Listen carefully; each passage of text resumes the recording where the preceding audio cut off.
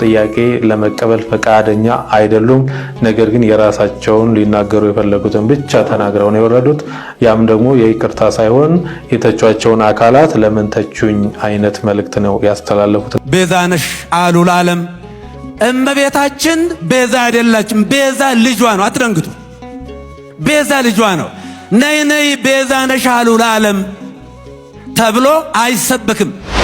በሚዲያ በእንደዚህ አይነት ጦርነት መቀስቀሱ በእውነቱ ትዝብት ላይ የሚጥለን ይሆናልና እኔ በሰዓቱ ስለ ቁስ ቤዛ፣ ስለ እንስሳ ቤዛ፣ ስለ ሰው ቤዛ ብዙ መናገር አላስፈለገኝም። ዋናው በመስቀል ላይ ተሰቅሎ ስለሱ ብቻ ነበር በሰፊ መናገር የነበረብኝና ተረፈ ግን በፍጹም የዋህነትና በፍጹም ቅንነት ያዘኑ የተከዙ በዚህ ጉዳይ ላይ እንዴት ያሉ የዋሃንና ንጹሃን ቅዱሳን ምእመናንን ከልብ ይቅርታ ጠይቃለሁ። ቤተክርስቲያንም ደግሞ በዚህ ጉዳይ ስሟ በመነሳቷ ታላቋ ቤተክርስቲያን ይቅርታ ልጠይቃት እወዳለሁ። አንዳንድ ሰዎች ቃሉን አጣመው በመተርጎም ጦርነት በመቀስቀስ ህዝቡን በማነሳሳት በተለይም ደግሞ ደጋጎች ምእመናንን በጣም አሳዝነዋል። ከእመቤታችን ከቅድስት ድንግል ማርያም ጋር አምላካችን ኢየሱስ ክርስቶስን የማዳን ትምህርቱን ነገረ ድነቱን የዘላለም ቤዛነቱን አዳኝነቱን በማዳኑ ተረፈደ የሌለበት መሆኑ መርገመ ስጋ መርገመ ነፍስን ያስወገደ የሞትን ክንዱ ብርት ሰብሮ ወደ ቀደመ ሀገራችን ወደ ቀደመ ቤታችን መመለሱን ወደፊትም በሰፊው የምናስተምረው ይሆናል። የቤተክርስቲያናችን ጠብቂን ከእንክርዳድ ዘሪው ይህን መልካም ስንዴ እንዳይበክለው ይህን መልካም ስንዴ እንዳይበክለው ጠብቂን ከእንክርዳድ ዘሪው። ሰላምና ጤና ለእናንተ ይሁን ውድ ኦርቶዶክሳውያን። የብፁዕ አባታችን የአቡነ ገብርኤል መግለጫ እያነጋገረ ይገኛል። ብፁዕ አባታችን አቡነ ገብርኤል መግለጫውን በሚመለከት የነበረውን አጠቃላይ ሁኔታ በዚህ መልኩ እናቀርብላችኋለን። ላይክ፣ ሰብስክራይብ፣ ሼር እያደረጋችሁ ከመግለጫው በኋላም አንድ ሊቅ ምን እንዳሉ ወይም አንድ መምህር ምን እንዳሉ ይዘንላችሁ ቀርበናል። አብራችሁን ሁኑ። ብፁዕ አቡነ ገብርኤል ሰሞኑን ባስተላለፉት የስህተት ትምህርት በተመለከተ የቤተ ክርስቲያን ሊቃውንት እርምት እንዲሰጡበትና በቀጣይ የቋሚ ሲኖዶስ ጉዳዩ ታይቶ ለሚያዝያ 22 ዓ.ም አስተዳደራዊ እርምጃ እንደሚሰጠው ከቤተ ክርስቲያን ሕዝብ ግንኙነት በተገኘው መረጃ መረዳት ችለናል።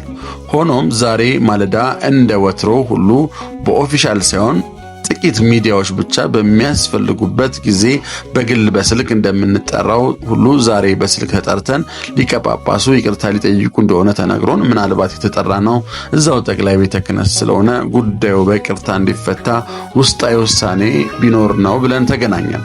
በዚህ መሰረት የኦቲሲ ኤምኬቲቪ፣ መንክር ሚዲያ፣ ራማ ሚዲያ፣ ተአምኖ ሚዲያ፣ ንቁ ሚዲያ፣ ዜና አበው ሚዲያ፣ አዛሄድና ሌሎች ሚዲያዎች በቦታው በመገኘት የሊቀ ጳጳሱን የይቅርታ መግለጫ ለመቅረጽ እንዲሁም ግልጽ እንዲሆን የሚፈልጉ ጥያቄዎችን ለመጠየቅ ተዘጋጀን። ሊቀ ጳጳሱም መልእክታቸውን ጀመሩ። ብናዳምጥ አንድም ቃል ድንግል ማርያም ቤዛ አትባልም ላሉት የይቅርታ አጥፍቻለሁ እንደዛ ማለት አልነበረብኝም የሚል መልእክት አጣን። መግለጫው ካለቀ በኋላ ጥያቄውን ለመጠየቅ ቢሞከርም ሊቀ ጳጳሱ ምንም አይነት ጥያቄ እንደማይቀበሉ ገልጸው ተነሱ። እኛም እንደ መንክር ሚዲያ የመጣነውን ባስተላለፉት የስህተት ትምህርት ዙሪያ ይቅርታ ይጠይቃሉ ብለን ነው። እርሱ ብቻ ሳይሆን ሌሎች መመለስ ያለባቸው ስህተት የሆኑ መልእክቶች አሉ።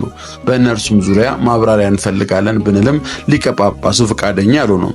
እንደ መንክር ሚዲያ ያዘጋጀናቸው ጥያቄዎች እኚህ ነበሩ። አንደኛ፣ ኢየሱስ ክርስቶስ ስትሰብኩ ትገፋላችሁ፣ ቤቱ ገፊ ነው፣ ከዝሆን ጉልበት በላይ ከ20 ፈረስ ጉልበት በላይ አገልጋዮቹን የሚገፋ ነው ብለዋል። ምን ማለት ነው?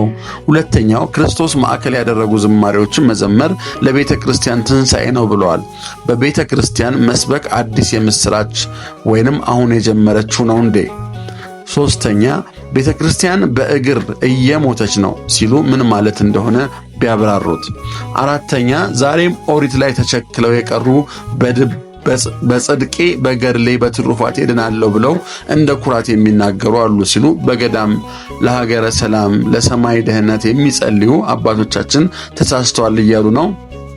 ደግሞስ እምነት ያለ ሥራ ከንቱ ነው የሚለው ቃል እንደዘነጉት 5ኛ ጌታችን የሚያደርጉት አያውቁምና ይቅር በላቸው ሲሉ ዛሬም ድረስ በምልጃው ቃል ነው ብለው ያምናሉ።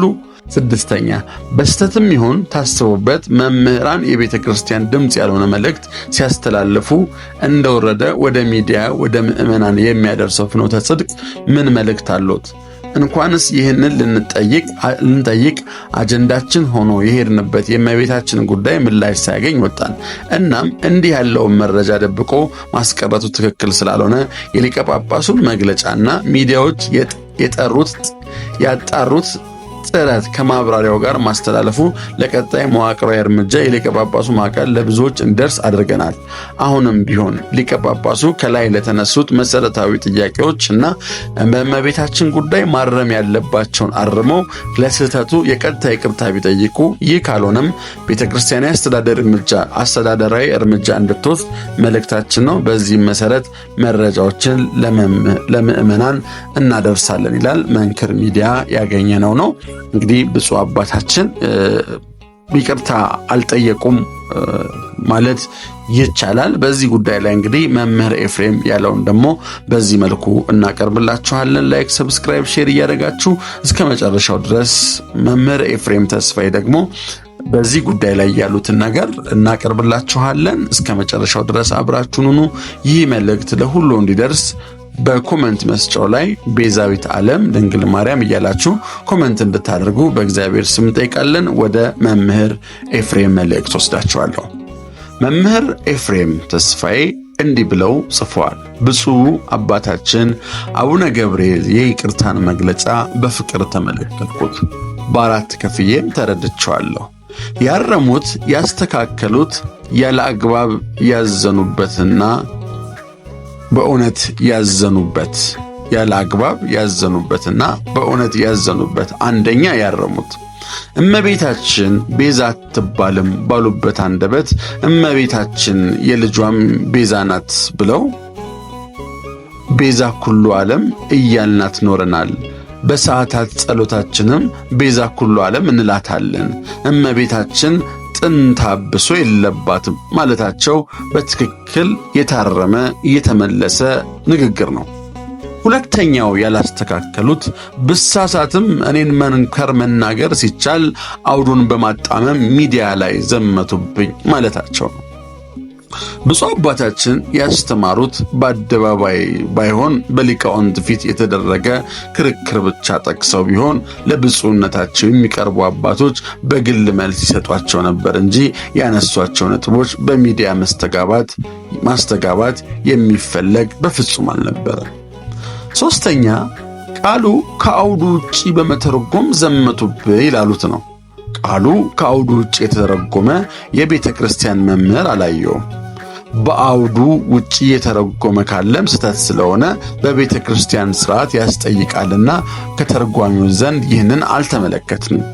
ነገር ግን ብፁዕነታቸው አትደንግጡ፣ እመቤታችን ቤዛ ኩሉ ዓለም አትባልም ብለው በድፍረት በመጥቀስ እመቤታችን ቤዛ ኩሉ ብትባልም የእርሱን ቤዛነት አትወክልም በማለት ቀድመው በትክክል ቢያስተምሩ ድንግል ማርያምን ሳያነሱ ጨርሰውት ቢሆን በክርስቶስ ፍጹም ቤዛነት የሚጠራጠር ሕሊና አልነበረንም። እንደለመደው በአንክሮ ተከታትለን ቃለ ሕይወት ያሰማልን በማለት ቃሉን እናደምጥ ነበረ። አራተኛ እርሳቸው ያዘኑበት ሁኔታ በነገረ ማርያም ትምህርት ላይ ባስተማሩት የስህተት ቃልና በሌሎች የስህተት ትምህርት መጠየቅ እየተቻለ የኮታ ጵጵስና የብልጽግና ካድሪ የሚል ጭፍን ተቃውሞ የኋላ ታሪክ ጎተታዎች በአንድ በኩል ሲሰለፉ፣ በሌላ በኩል ደግሞ ቢሳሳቱም የኛ ናቸው አባታችንን አትንኳቸው የሚሉ ጭፍን ደጋፊዎች መካከል የተፈጠረ ንትርክ ከአግባብ ውጭ ነበርና ለወደፊት ልንማርበት ይገባል። ተራ ስድቦች፣ ብሽሽቆች ትልቁን የቤተ ክርስቲያን ጥያቄ የመሸፈን ዕድል ስላላቸው ጥንቃቄ ያስፈልጋል። የብፁዓን አባቶች አሿሿም ጉዳይ ከተነሳ ከብፁዕ ወቅዱስ አቡነ ጳውሎስ ዘመን ጀምሮ ሲያጨቃጭቅ የኖረ መንፈስ ቅዱስ በተዘዋዋሪ ስራውን እንደሚሰራ ብናምንም ብዙ ጊዜ በመንግስታት ጣልቃ ገብነት ከተቃዋሚነትና ከብሔር እሳቤ እየተከናወነ የመጣ ሲሆን የብፁዕ አቡነ ገብርኤል ጵጵስና ከዚህ የተለየ አልነበረምና የትምህርቱ እንጂ የሹመቱ ጉዳይ ብቻውን አያስከስም። በመጨረሻም በአግባቡ ያረሙ ያቀኑና ያስተካከሉ ምዕመናንን ያስተማሩ ሊቃውንት ነገም ተመሳሳይ ችግር ሲፈጠር እርማት መስጠታቸው የአገልግሎት ግዴታቸው በመሆኑ ሊከሰሱና ሊወቀሱ አይገባም። ምዕመናን ለሃይማኖታቸው መንፈሳዊ ቅናት ያሳዩበት መንገድ እጅግ ሊመሰገን ይገባል። ለብፁዕ አባታችን የይቅርታ ቃል ቋሚ ሲኖዶስ የሚለውን በአክብሮት እንጠብቃለን ይላል መምህር ኤፍሬም ተስፋዬ።